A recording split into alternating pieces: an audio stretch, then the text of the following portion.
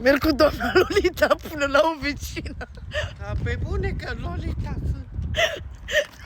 Și se uită la tine. Ușor, ușor, ușor, să nu rup prafura din tine. Zice ceva la panii mei aici. Aba, hai. Unde mergi? Dracu să mă ia. Ce? Tocuri. Mă Ce doare cu- piciorul.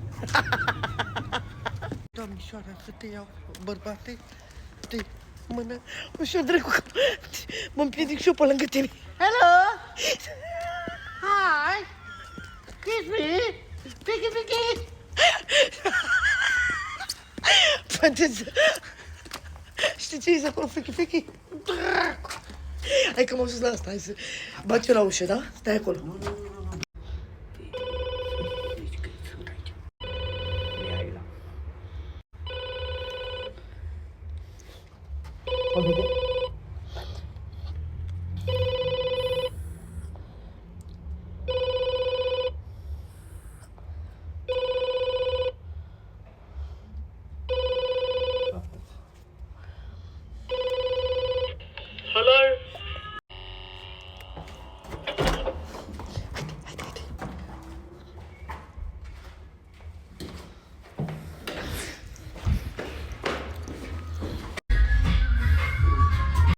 Hello? Hello.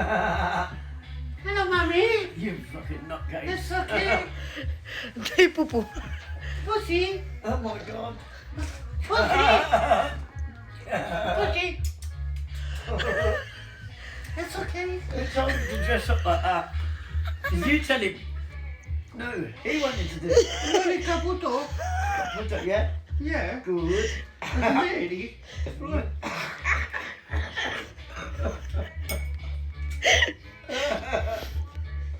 Oh my god. You need to shave that off first. Trebuie să dai mustața jos, ți-a zis. Da, cum să... Femeie cu mustață. Da. Asta. Mami, please. One.